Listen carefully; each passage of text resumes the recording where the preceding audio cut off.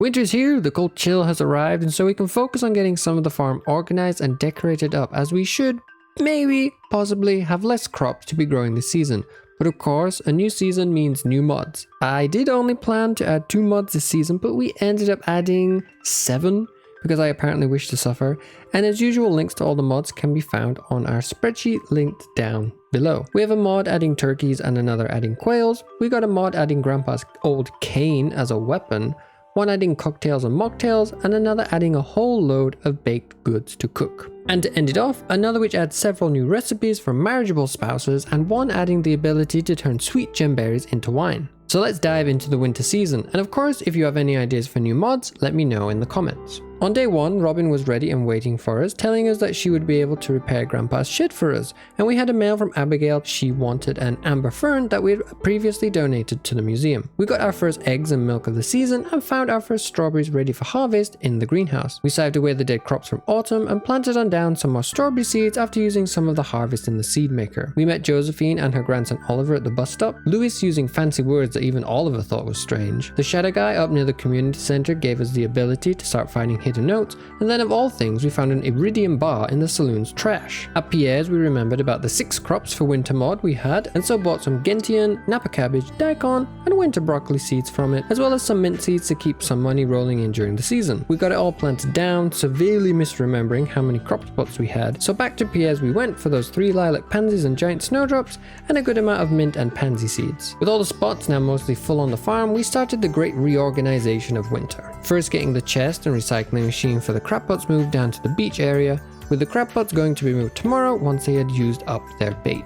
We had a bit of extra honey left over from autumn to ship off, so off it went alongside today's mayo and cheese with a little bit of jam and cloth. We decided on this day to sell off any fruit and vegetables we had if we had more than 10 of them of a certain quality. The forever chests were moved over the river to a new temporary area, with any machines not currently making anything moved west of the crops, again to a new temporary area while we figure out the decorations of the farm. And with that, we slept, making 13 grand on our first night. On day 2, Jody sent us some purple iris seeds in the mail, but we will have to wait until spring to grow them. We picked up all the crab pots after emptying them with more mail, telling us we could buy a wood chipper from Robin, and Willie was asking us to catch a squid. The crab pots were placed down in their new homes, and when we visited Robin, she told us we would be needing quite an extensive amount of items to get Grandpa's shed usable again. Linus got a silver quality crystal fruit, and we found our first sugar plum on the way back home, where we then moved our lightning rods to their forever homes. East of the farm, there is a large area being unused right now, so we opened up a space, got a floor down, and set up the new lightning rods over there. A few more chests were moved west of the crops. We found a new piece of trash for the trash mod, and at the community center we got the winter forage bundle complete, meaning we can now unlock the bridge over to the quarry,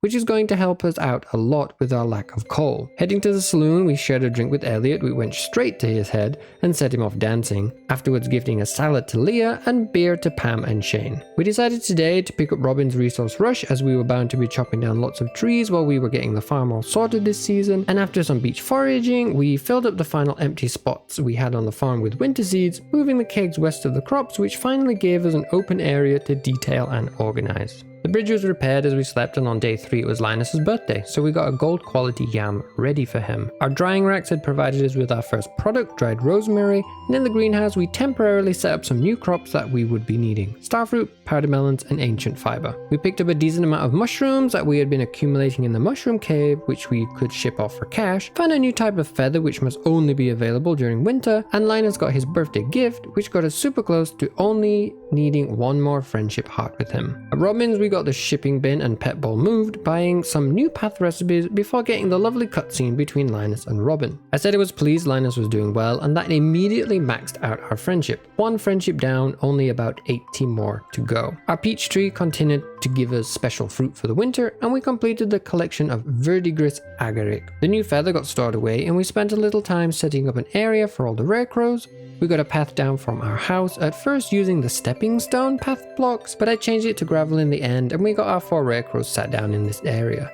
And I must say I like this area, it is rather simple and cute. I might plant down some grass later on or flowers, but we'll have to see, so let me know in the comments what you think of this small area so far. We set up a bit of a stone path across the bridge, and in the lightning rod area we got a stone walkway down with hardwood fences on top to encase the lightning rods inside, opening up a little more of the area afterwards. Chests were organized a little and we found our first cinder snap cinnamon and juniper berries as we headed to the quarry for that all important coal. And we managed to clear out the whole area of stone and iron ores that night before ending the night with a total of over 100 coal. We set up a small area in the greenhouse for green beans, which may seem strange, but the bean hot pot is a great source of food for me, so this is going to be our third of 6 crops that we're going to be growing here. And off to bed we went. On day 4, Linus had sent us the recipe for fish tacos, as well as sending a largemouth bass in the mail. We got some fences set down to finish off the path to our home, and moving up to the tree farm, we started decorating it up with stone walkways and fences. We cleared out a good sized area which will be our forever home for our animals, getting Robin's resource rush finished up. After we cut down some grass near the northern side of the river, with plans for this area to be where we store the archaeology mod items, as well as the base game artifact and minerals, which we set up chests for here. This means we suddenly had 26 new items stored away forever, which was a good chunk of progress. We set up several items in the dehydrator for profit, picking up the beehives and clearing out an area where they will be forever moved to before heading on to sleep. On day 5, because we finished Robin's resource request, we were given the stone chest recipe. We set up some pumpkin wine being made and set down our beehives again. The first setup I didn't really like, so we moved them all again, and I will need to come back to set it all up to be automated later with the automate mod. This area is merely for us to focus on getting all the different types of honey, and we will not be using this area for our large money making, which will come later. Shane was passed out in his room, but we skipped that cutscene to avoid traumatizing Jazz, and it was then I remembered Marnie also sells seeds, and I've really got to start remembering this into year 2. We bought 2 new chickens, naming them Mchimu and Pale of Pears, again players from the backyard server, and that means we have 2 white and brown chickens now, allowing us to check them off as completed. We got the stables moved to its forever home, as well as the coop and barn, immediately afterwards choosing to upgrade the coop. Robin then gave us a ticket for collecting some wood, and we got 8 more strawberries down in the greenhouse. Willie got a pumpkin as a gift, Olivia some corn, Demetrius a strawberry, the mayor a hot pepper, George a leek, Shane a hot pepper, Abigail a pumpkin, Leah a salad, and Pam and Andy a beer. And after a good day of gifting, we turned in 2 tickets for a sports cap and fish smoker before ending up in the secret woods where we found our first bearberries. And after such a busy day, we headed on to bed. The wizard had sent us some more magical seeds on day 6 called balance seeds. Willie had sent the recipe for escargot, and Emily gave us some wool in the mail. We got those seeds haphazardly placed using a new iridium sprinkler we crafted, and we also set down the new fish smoker from yesterday. The first of our mint was ready, so we got it harvested, placing some to be dried and pickled, deciding to ship off most of it as we were bound to grow lots more this season. We set up some coal in the fish smoker and got 33 fish ready to smoke that we had spare, which will be a good boost to our forever collection. The moon pods were finally ready, so we moved the iridium sprinkler over to the salal berries and got the first harvest of salals turning into seeds. One of each quality of mint was then stored away in a new forever chest for herbs, and after tending to the animals, it was time for another gifting day. Jazz got a fairy rose, Vincent a sand dollar. We detoured briefly to Pierre's to buy some more seeds, including a striped quill bulb, before continuing the gift giving Evelyn a fairy rose, George a leek, Jody and Maru a diamond, Louis a hot pepper, and Kiahi a crocus. We got all that mint planted down, planting a giant snowdrop, lilac pansy, and striped quill in front of the beehive. We did have to change our mod settings so bees create honey outdoors in winter, so we will have to wait a little while to see if we can actually make specific types of honey in this season. More powder melons went down around those balance seeds, which I really don't understand. Their growth cycle is weird, and we started to set up an area for animal product processing for the future, making sure we get those cheese makers and mayo machines moved on the same day. We shipped off 1 smoked item for the shipping collection, and off to bed we went. Pierre awaited us as we left our home on day 7, telling us he would have even more crops for sale next year, and Robin let us know the coop upgrade was finally done. The Queen of Swords taught us how to make plum pudding, and it was Caroline's birthday, so we picked up a meadow violet to give to her later. We moved the dehydrator to give us space to get more paths laid out on the farm, harvesting a load of pansies and 3 lilac pansies as well. A good portion of those were shipped off for cash before harvesting our daikon.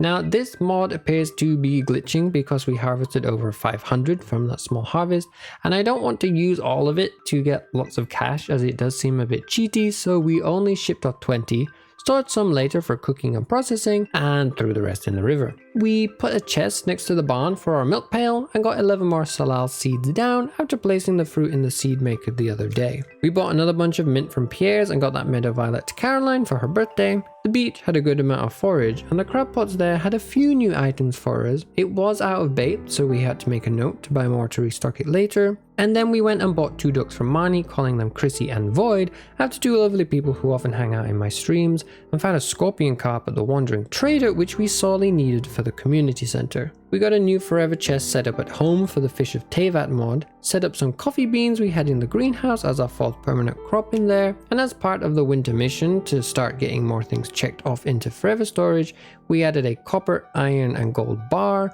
as well as the ores for them into storage, alongside iridium ore, a geode, frozen geode, coal, mystery box, batwing, bone fragment, solar essence, bug meat, slime, void essence and refined quartz. We rounded off the day cutting down some more trees near the tree farm as we still had lots of energy, saved some more grass for hay and headed on to bed. Day 8. We woke to a stuffed pepper recipe from Penny and a creme brulee from Maru. 2 more forever chests were made today, one for Mount Vapia's artifacts and the other for minerals from there, and we decided to move over the geode, frozen geode and mystery box into the forever minerals. The forever collection for sand dollars, crystal fruit and hazelnuts was completed, as was the daikon. Additionally, into the toolbox went the feeding basket and cleaver, and don't worry, I am not forgetting that at some point we will need to get all of the foraging items and crops as iridium quality. So when I say the collection is completed for item quality, it's just me meaning it's as complete as I can get it for now in our first year. We got more pats down to organize the layout of the farm, and heading on to the Ass Festival, we bought ourselves the next Rarecrow, the Icy Banner and Tree of the Winter Star. We caught enough fish to win that fishing challenge, getting us the Sailor's Hat.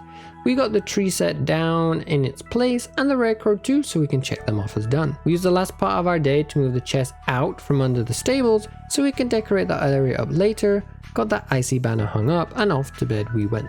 On day 9 we got some new recipes from Penny and Maru in the mail, but I will need to check if they actually unlocked as the letter didn't tell us what they were, and Marlon had sent us Grandpa's old cane in the mail after finding it at the Adventurers Guild. The winter seeds had grown, so after harvesting them we got them replaced with more mint, getting one of each quality of winter root, snow yam and crocus into forever storage. More strawberries were ready to harvest, so we got them stored away, and shipping off 6 jars of cranberry jelly that we now had. The apple sapling that we got a while ago was finally set down in the greenhouse, and it was off to donate some bundle items after buying some blue rose seeds, and also paying for the 5k bundle in the vault before heading out. A totem got us to Mount Vapius where it was market day, and we found even more beautiful things to add to the list of furniture to buy, also buying 3 rare seeds from the Wandering Merchant ready for next year. Shaking a few trees here got us our first speckled egg, which we could hatch into a speckled fowl, and mining got us 2 new artifacts, the fragment of a fossil 1 and petrified flower. We got our second speckled egg soon after, meaning we can hatch them and have the 2 we need for completion, and we got our first radioactive ore on our way to the Mount Vapius Junimo bundles, getting the amber and moon pods in to finish it off. The Junimos told us we should return the next day as there was going to be a lot more for us to do, and boy, well, I was not prepared for how many things that was going to be. Completing the bundle got us some new seeds, the night miscanthus, and a book of combat. Returning home, we dropped everything off and got our first speckled egg incubating before getting that pear sapling planted and some pale ale on the go. As we slept, our combat leveled up, as did our archaeology, meaning we can now craft an infinite volcano simulator, whatever that means. And on day 10, a mysterious new person called Luna let us know that we may run into her in the future as we continue to help the Junimos of Mount Vapius. Salal berries and powder melons were ready to harvest, and after expanding the salal field, we got 2 qualities of both powder melon and salal away into forever storage, shipping off 1 of the powder melons for shipping completion. 100 hardwood was then taken to the stump ready for someone to hopefully move in, and today marked the day that we got our first 2 turkeys, naming them BH and Lumble after more people from the backyard. We picked up the cultured yogurt quest today as I thought it might be possible to complete it, but after looking at it, there was no way that I was going to be able to get 50 bottles of milk in 5 days for Marnie. Gunther received all those artifacts we found the other day on Mount Vapius, as well as a chewing stick which rewarded us with a gem polisher. Back at the farm, we made some more sprinklers, deciding to use up every last bit of space we could in the area, which will be used later for trellis crops into year 2. Waiting for Sebastian to leave his home so we could give him a birthday gift, we headed to the mines to collect all the shoes, rings and weapons we had up there to start getting them stored away. And heading home, Sebastian was by the lake, so he got a frozen tear for his birthday. We got a forever chest set up for weapons and rings, and another for shoes and shirts until we can upgrade our house. The mountain bluebird feather collection was finally completed, and we scythed a good chunk of grass away for hay before calling it a day.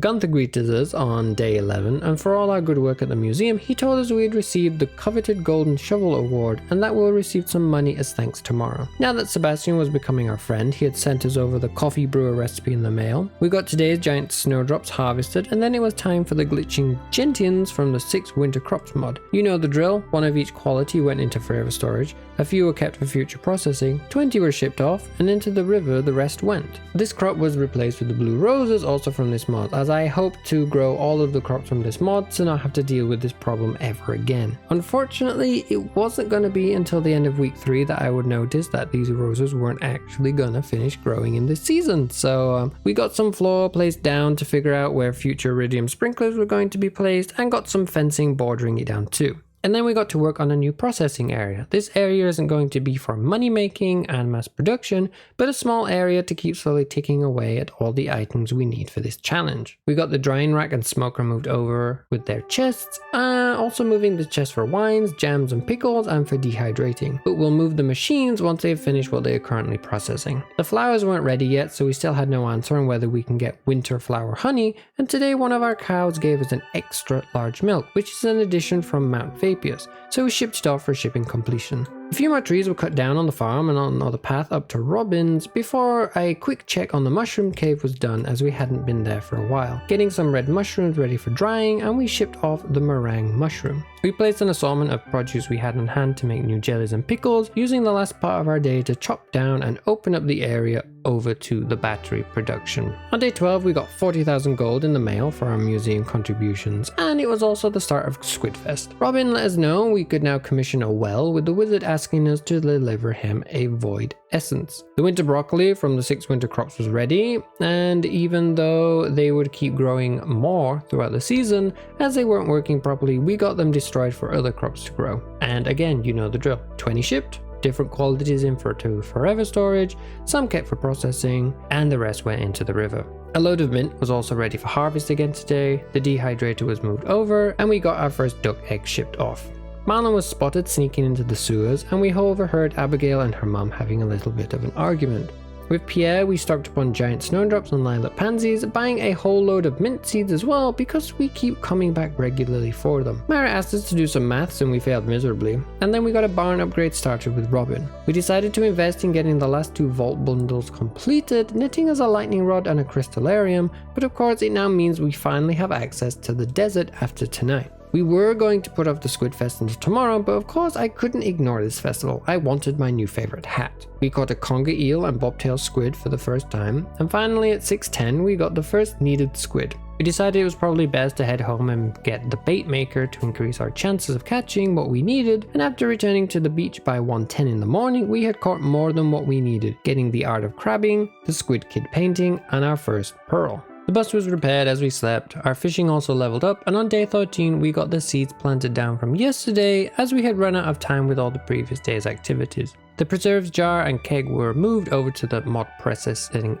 area, powder melons were harvested, and our first speckled fowl had hatched, and we called it Jay's. Our first duck mayonnaise was ready for shipping, and walking to the beach to continue with Squidfest ended up with us first collecting some crabs in Willie's shop. With bait maker in hand, we fished until 3:20 to get the 10 we needed to finish off the Squidfest, getting the most important item in all of Stardew Valley, the squid hat, and you know I put it on instantly. Back at the farm we did a bit of fish organization into bulk storage, setting down the lightning rods we got for free yesterday, and sat down a load of grass for more crop growing next year. And while we were at it, we got some more pathing down and fences to keep the animals in their area when spring starts. Just before bed we remembered to set the other speckled egg incubating, and off we ran to sleep.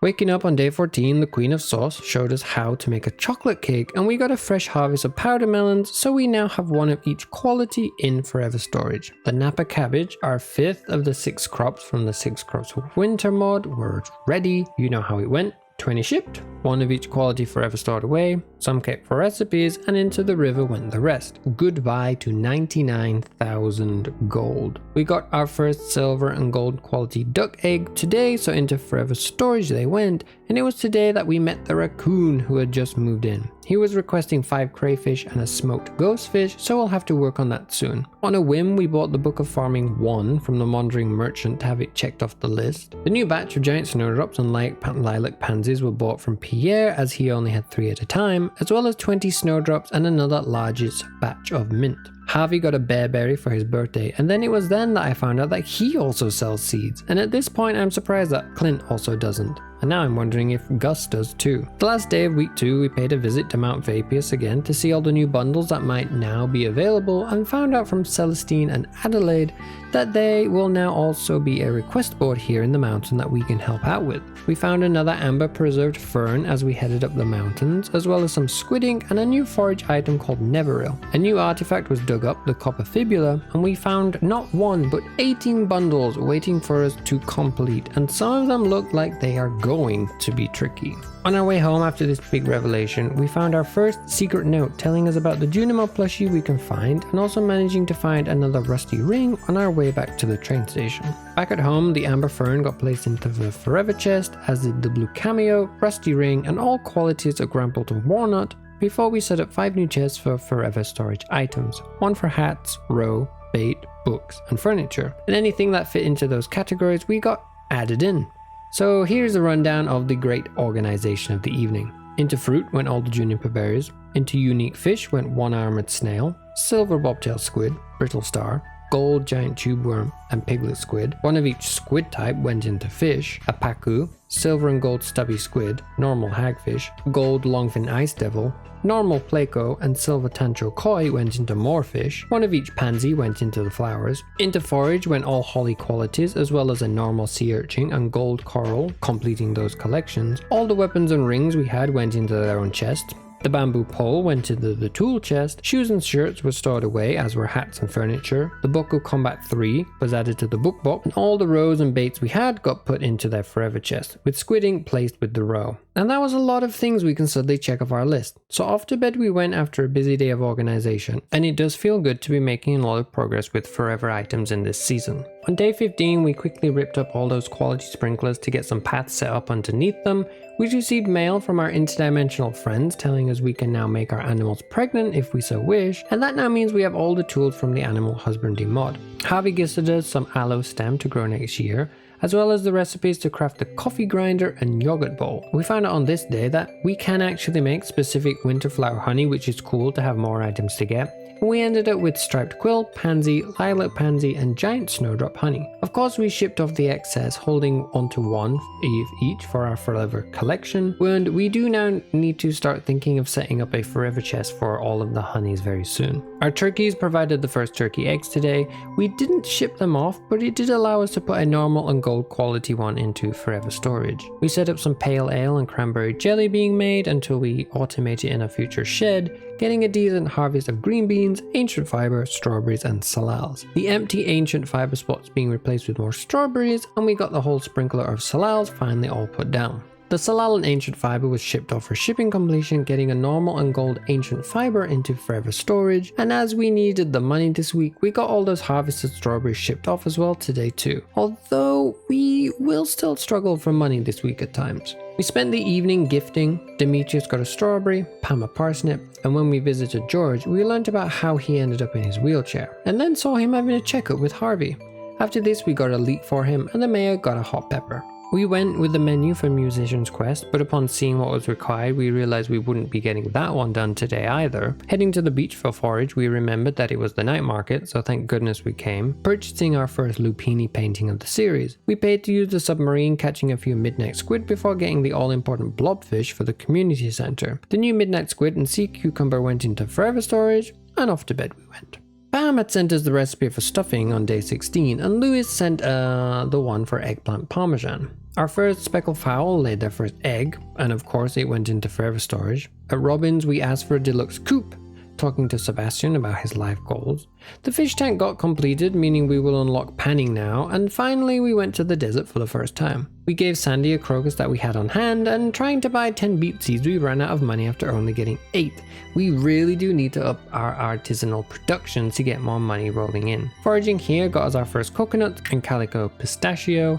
One of each cactus fruit was stored away, getting a coconut, cactus and sugarcane shipped off for completion. We got a new quality sprinkler down for those beets we bought and crafted up the slime soul to continue the Adventurer Guild's questline, and on our way to hand it over we talked to Sebastian while he worked on his motorbike. And then we found the garbage hat just before entering into the guild. We met Alicia as we entered, and it turns out we can buy stronger version of Grandpa's staff from Marlon, and it does look that some of them are quite strong indeed. We gave Gabrielle the slime soul, and with some help from Zinnia, it transformed into a slime which she's named Silly. Gabrielle wanted us to hurt him, and Zinnia wanted us to protect him.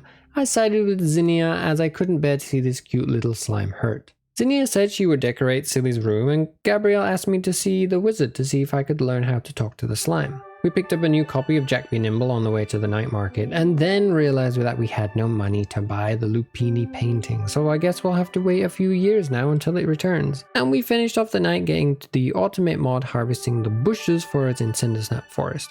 And that would be one less thing that we have to worry about in the future. The boulder was removed as we slept, and on day 17 Gus was at our door with a mini jukebox and the crafting recipe to go with it. And Zinnia was also here to say hi with Silly. In the mail, we learned how to make a compost bin from Aster, and Clint asked for an iron bar. A second and final speckled fowl was born, and we named him Billy Rance after my good friend. The silver quality speckled egg was added to forever storage. The wizard gave us a drink so we could communicate with Silly, so we gave him a purple mushroom for his birthday. Afterwards, seeing him check the protection barriers that he maintained for the valley. Willie gave us our copper pan, and after we told Gabrielle Silly didn't like him. He apologized and all seemed to be good. It turns out Silly remembers that humans and slimes once lived happily together, so off Gabrielle went to find any information about it that he could. Gunther got a chipped amphora and soapstone as we continued automating the bushes of Cindersnap Forest, and at the night market we picked up the next Lupini painting before sleeping. Archaeology reached level 10 as we slept, and we chose the antiquarian perk. And on day 18, Gabrielle told us that he had found a book detailing the time humans and slime lived in harmony and asked us to come visit him later. The wizard had sent the crafting recipe for a gumball machine, and we were told Ian would be the one that we needed to gift at the end of the year. A decent amount of mint was harvested and shipped off today, and a silver turkey egg was added to forever storage, and we got the other turkey egg and speckled egg shipped off for completion. Oh, and we got our first duck feather too. We scrambled for cash to get the final 100 flour needed for the community center, and just like that, the community center was done. We chopped down trees, cleared out the farm quarry, foraged a bit in the cave for fruit, completing the forever collection of cherries, and then it was off to bed. We woke up on day 19 to maxed friendship with Demetrius after completing the bulletin board, and Lorenzo came by to give us an old foxtail charm that used to belong to my grandmother. Marnie had thrown out an ostrich egg, and we quickly bought 2 quail eggs, calling them garlic, mint, and cinna. Another round of honey was ready, with Robin giving us the flute and drum block recipes when we visited her for a house upgrade. Maru got a gold strawberry, and Marlon a life elixir for his birthday. It was here Gabrielle told us that humans found the slimes in the mines and were friends. The slimes giving them the slime heart as a gift which had amazing healing powers. Eventually humans needed more of these hearts, but they took too long to make, and so they came and started killing the slimes themselves to get what they needed, and ultimately this is why slimes attack us to this day. Gil had a thorns ring, coffee bean and book of mining too for us as we left. Marlon finally introduced us to Krobus, and we got the lovely community center cutscene where we said goodbye to Morris forever. We found our first rusty spoon in a dig spot, and Evelyn gave us her cookie recipe. After this, we did some gifting, giving George a leek. Quickly detouring to stock up on bait for the crab pots, we then gave Lewis a hot pepper and Pam a parsnip before organizing all of our stuff, putting the thorns ring and foxtail charm away into forever storage. We set a few squid to smoke, scythed for hay, put down 15 kegs to start mass producing wine for money, and went to bed. On day 20, we received so many recipes in the mail. Louise sent us the meatloaf recipe, Jody ice cream, George spicy eel, Clint algae soup, Caroline vegetable medley, Gus cranberry sauce, Marnie rhubarb pie, Willie fish stew, Carmen ridge apple cake, Robin the blast chiller recipe to craft, and Willie told us to come visit the back of his shop soon. We got down 6 preserve jars for salal jam to process, adding iridium large milk to the Forever collection. Pam was having a small crisis at the bus stop, and we found our first unicorn horn here also. Evelyn got a fairy rose for her birthday, and Clint an iron bar that he had requested. We maxed out our friendship with Lewis, and Willie gave us a list of items to get his boat repaired, quickly fishing up the lifesaver while we were there. The warp point had appeared in Cindersnap, but we wouldn't be heading on through it just yet. We went to the desert to get those last 2 beet seeds that were needed, foraging here and getting a secret note telling us the history of Stardew Valley and Ridgeside. Returning home, we added all qualities of sugarcane to Forever storage as well as the lifesaver. We got earth crystal into the crystallarian and 5 more mayo makers down before shipping off our first speckled mayo and the ostrich egg that we had found. On day 21, we learned how to make pumpkin pie. In the mail, we had even more recipes. Ratatouille from Louis, rice pudding from Evelyn, with George asking us to hand over a watch that we found to help him repair his. We added a normal quality speckled egg and silver speckled feather into Forever storage, and from Marnie we got 2 goats called Cece and Raft's cart. We went to visit Krobus, buying our first void egg and getting a new Joja Cola type as well, Joja Cola Star. At Pierre's, all the farmers of the valley were here shopping, and then we were agreed to buy Yuma doing his groceries. We got our first turkey mayonnaise shipped off, and the other mayo and new Joja Cola was put into Forever storage. Wine and juice was shipped off too to get that completed. We cleared up the farm beach a little bit, and honestly, this day we just went to bed rather early. On day 22, we woke up to a brand new spacious home with a letter from Celestine telling us we can now buy news from Marnie. Strawberries and coffee were harvested, getting 15 coffee shipped off for shipping completion. Earth stars and a dust cap were also shipped off for completion too. A few extra mushrooms from the cave were shipped, and it was off to collect the golden scythe. We broke some stones and chests, hoping maybe this area would have some new trash, but alas, it did not. But we got the golden scythe now, using the statue to teleport out and gathered any ore that was lying around in the quarry. Gabriel got a coffee for his birthday. We cleared out all the trees in the animal pen area and set off some pine needles turning into pickled pine spruce. Now it does look like the pine mod might not be wholly completable now that the cornucopia artisan mod can turn most things into pickles, juices, or wine, so we are going to endeavor to get it done as much as possible, and if I can find someone who can help me find a fix for this mod, then I will look into it. On day 23, we got the bed moved over to the door, getting a scarecrow down to cover all our crops, crafted the enchanted crystal to start working on the everlasting flowers mod, placing 2 qualities of crocus in there to see if it will make different quality level products. We made a farm totem from impeding future event that will get us stuck, and rushed to Robin's to get a shed ordered before she headed off for her Tuesday fitness class. Gabriel bumped into us outside Pierre's, the next batch of mint was bought, and visiting Leah for her birthday got us the cutscene where she was carving her sculpture. This got us stuck, so we used our totem to return us to the farm, and after Leah's we went again, getting another cutscene, this time with Josephine, who wished to buy the sculpture we just saw. We finally gave her her birthday gift of a salalberry, and then had a third cutscene with her today about her ex. I told her she wasn't selfish to have come to Stardew Valley, and that seemed to be the right thing to say. We found an arrowhead in the woods, and after helping Gunther clean up the library, we got it donated. Some beach foraging got us our first sunset mango, and into Forever storage that night went a holy grenade starfish. A new batch of mint was placed down, and off to bed we went. On day 24, Leah was waiting with her sculpture, giving it to us as a present. We got it set down for all to see, and then found she had sent us the recipe for beet salad in the mail, with Willie sending us the recipe to make lobster bisque. The 5th of the 6 glitchy winter crops was ready, and so as before, 20 were shipped, 1 of each quality was stored, extras were stored for processing, and into the river went the rest. Our first void chicken had hatched, and we called him Belligerent, after Belligerent Chicken, who has been enjoying the Stardew videos and recommended some fun mods for the coming season. The underground cave got us some decent fruit forage, and fishing here got us our first ghost fish, which the raccoon had requested.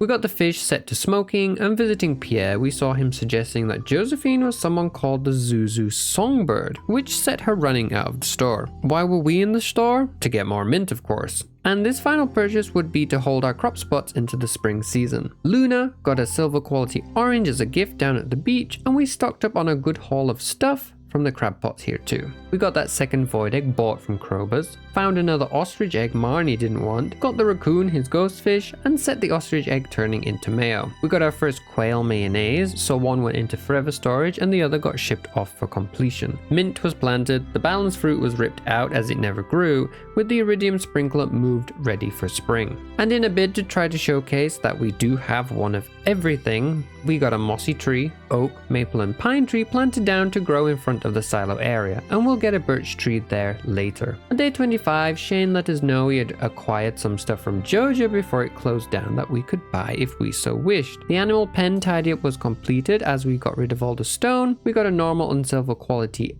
quail egg into forever storage, and off to the feast of the winter star we went. Here we bought the winter banner and roast turkey recipe. Ian got a strawberry for his secret gift, and I received some energy tonic from Philip. Back at home, we got the pickled pine into forever storage, as well as a silver quality crow feather. We made an oil maker to get some pine needle tincture being made, and cooked up some pine needle tea, making sure to get 2 of both being made for forever storage and shipping completion. Day 26 had a small haul of wine ready for us, and our first everlasting crocus was ready.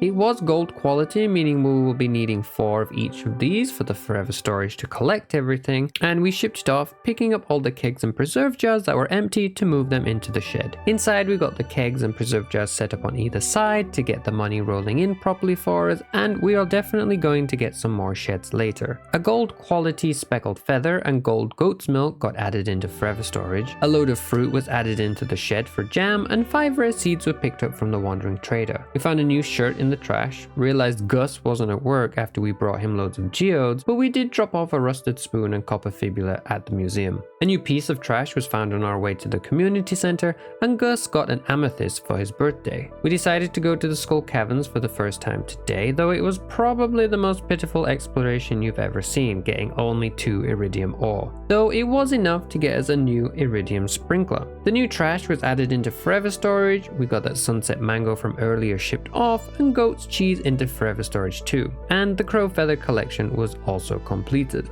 Alecto was outside Rasmodius' tower and had turned blue as she was sad and angry at Rasmodius for moving on with his life without her. The raccoon got his 5 crayfish, and off to bed we went. On day 27, Mr. Key told us to reach level 5 of Skull Caverns, and Clint sent us the recipe for a bean hot pot. We got that new iridium sprinkler set down, collected our last round of winter honey, got a golden turkey feather and silver void egg into forever storage, headed to Gus's to break all those geodes and mystery boxes we had been collecting, and this managed to get us 10 new items for the museum.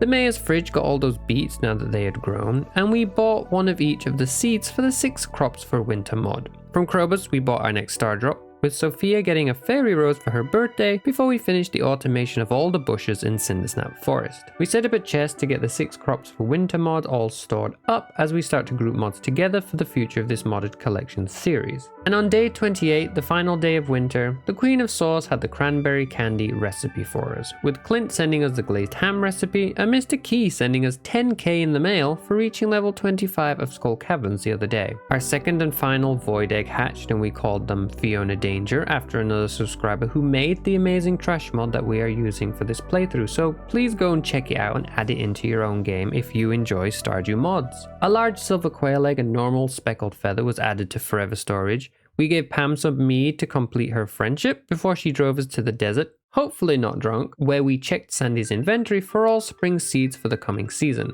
getting us rhubarb, bamboo, agave, as well as a new shirt and the crystal float, spooky fish, and void caviar recipe. We got the galaxy sword, gave the dragon his final meal, got the club card, added void mayonnaise into forever storage, explored the secret woods for forage, and planted some ancient fern seeds. At Ridgeside, we saw the installation of their own request board before we headed to the end of year festival and made our New Year's resolution. The year was almost over, so we quickly stored away a cookie cutter shark and the 2 new shirts that we got into forever storage before off to bed we went to usher in spring of year 2. And that is it. Year 1 is over. We started this challenge with an insane goal, and that I think has only increased over time. To collect 1 of every item and 1 of every quality of the item in an overmodded Stardew playthrough. From starting with a giant overgrown farm, we carved out a small area to grow our first crops. We added coops, we added barns, we got so many animals in our first year. We've started now to max out friendships, we've explored the areas of Ridgeside, East Scarp and Mount Vapius, and we've seen progress in so many of the mods that we have added and begun to make our farm beautiful and organized. I can't wait to see what happens in year 2 and what new interesting mods we will be adding to continue this challenge onwards. So thank you always for watching these videos, and thank you for staying put as we continue with this challenge. I'll see you all soon in spring of year 2.